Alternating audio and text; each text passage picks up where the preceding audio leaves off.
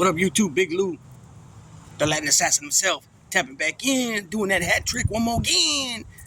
If you haven't already, be highly appreciated if you sub, like, and share the channel here at What It Do with Big Lou, NFCR2, baby. Right? So, also, I just asked if you haven't already, subscribe to the channel. But on top of that, be sure to hit that notification bell and hit all, and you'll be informed every time there's a pre-recorded video like this here, a live stream or a shorts that is dropped by this channel.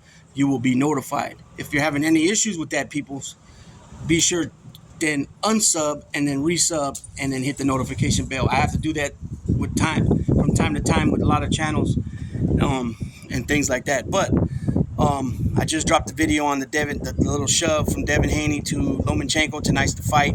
This one here is a more special type deal. This is condolences to the Brown family. R.I.P. Jim Brown. This guy was a big, huge figure in football and did amazing things after football and little something during his career, and then for sure afterwards, pretty much up until his later years. And I'm pretty sure, like with most people, when they get older, they slow down. You know, some don't. There's some guys like William Buffett and, you know, even Donald Trump. He's not as old as William Buffett and those guys, but this dude's like he's a workhorse, right? He's into doing his work and stuff like that, and he goes long hours, less sleep, and all that type of stuff, right? Just because you don't like somebody's demeanor or the way they get down or the type of rhetoric they speak doesn't take away from their worth ethics. You know what I'm saying? You can still have good worth ethics, right? Taught to you by your parents, grandparents, older aunts and uncles, older brothers and sisters, so on and so forth, friends, right? But anyways, so Jim Brown was a dominant force in the NFL for the Cleveland Browns. He came out, I think his rookie season was 56, if I remember correctly. I think he played from 56 to 65. He played 9 seasons only. This dude was like way before his time. A big, strong running back. Jim Brown's got to be at least 6'1", 6'2", because I see old pictures of him and Muhammad Ali. Muhammad Ali's listed at 6'2". I'll get into that about Muhammad Ali shortly too. You know, he was before his time. Now, I will admit and I will say that, you know, back then, just like when the Celtics were dominating back then, there was only so many teams, right? Nothing like it is now. Nonetheless, the man was the man during his era, and Jim Brown, you know, is those big backs like Walter Payton, like Eric Dickerson, Eddie George. You know what I'm saying? He's that big back, that 6'1" to 6'3", 200+ pound running back. You know what I'm saying? That's a force to be reckoned with. Earl Campbell, another one, right? Earl Campbell might have been a little bit shorter though. He might have been 5'10". I could be incorrect about that. The dogs are probably gonna bark right now. Hey. So Jim Brown passed, you know, he was for the longest he led the league in rushing year after year. He was also the number 1 rusher for a long time until I know at one point Walter Payton passed him. I don't know. I'm trying to remember if anybody else did, and I don't think so. But eventually Walter Payton got passed by Barry Sanders, and then Emmitt Smith passed Barry Sanders, and you know what I mean. And we all know if Barry Sanders would have had the offensive line that, say, Emmitt Smith had, his numbers would have been off the charts, right?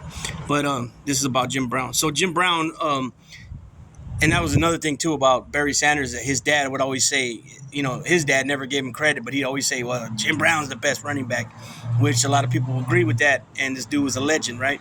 So Hall of Famer, this dude's an actor, right? He's also an activist. He was strong with the Black Power movement back in that what was it? I don't remember what year that was. 68? Was it 68? Let me see. 68. I believe it was maybe 68. I think that was Mexico City, wasn't it? Well, that might have been 72. Well, anyways, whatever Olympics it was and all that, it was Bill Russell, it was Kareem, and I believe it was Lou Alcindor at the time, and I believe he was still in college. You had Bill Russell, Kareem Abdul-Jabbar, back then known as Lou Alcindor, Jim Brown, and Muhammad Ali. And I think they were backing Muhammad Ali during Muhammad Ali's boycott of going to the military during the Vietnam, I believe it was. So they came together. Oh, who was missing from there? O.J. Simpson, right? He didn't want no part of it. And we'll get into all that. I might not even get into that. I don't really believe that's my place to really speak about that too much. But I am gonna speak about Jim Brown and what he did for the black community. Right? He also was big on getting youth, bringing youth together, and having camps and things like that. You got I can't think of the dude's name. His name's Joe something Rockhead Joe. I believe he's from Compton. He was approached by Jim Brown when he was a youth, and now towards the end of Jim Brown's life, this Rockhead was back working with Jim Brown, speaking to youth. You know what I'm saying? So Jim Brown's done a lot for people. Not acting like his shit don't stink. In other words, not forgetting where he comes from. Going and speaking to people, not charging them an arm and a leg and shit like that. You know what I mean? Definitely a good dude. Jim Brown's been honored many times over with all kinds of different things. It's going to be it was I don't want to say tragic because he was older, but it was somewhat, I guess you could say, devastating. Because even though we know these people are getting older, actors and musicians and athletes and just people of that celebrity status, and people in our regular lives. You know what I'm saying? These people, a person as a certain, you have a certain vision of them, and then you see them, 20, 30 years later, and they done deteriorated a lot with their health, and, they became more, like an old man or old woman. They lose weight, they shrink some, they get wrinkled and they get old, but it's still, nonetheless, even though you see them old and wrinkled and all that, when they pass, it still gives you like, I don't really know how to explain that. You still have a sense of sadness to it, you know what I mean, and things like that. But yeah, Jim Brown's definitely going to be missed.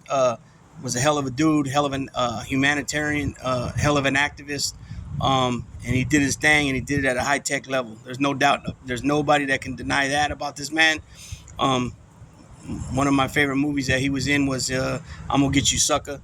Obviously I'm not old enough to see other than to see replays of the older movies, but I'm Gonna Get You, Sucker was during that time when In Living Color was hot, and everybody was catching it on Sunday nights at 8 p.m., 9 p.m., whatever it was, 8:30 p.m. And so him, he definitely sticks out to me in that movie.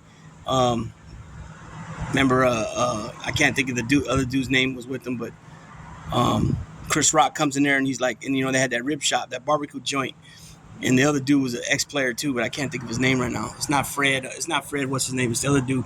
But anyways, he's like, well, how much is ribs? Like, well, you get a order of ribs is $10. Yeah, but how much is one rib? Right? We don't sell one ribs. But how much is one rib? When it be like 15 cents. I remember that part good. But anyways, like I said, Jim Brown was the legend. He's gonna be sadly missed. You know what I mean? And I made sure to put this hat on because there's they did a Sports Illustrated thing on Jim Brown, and they had him in a Raiders uniform with the helmet in his hand, and they were talking about, I don't know if it was how, I remember this too, because my dad had that copy.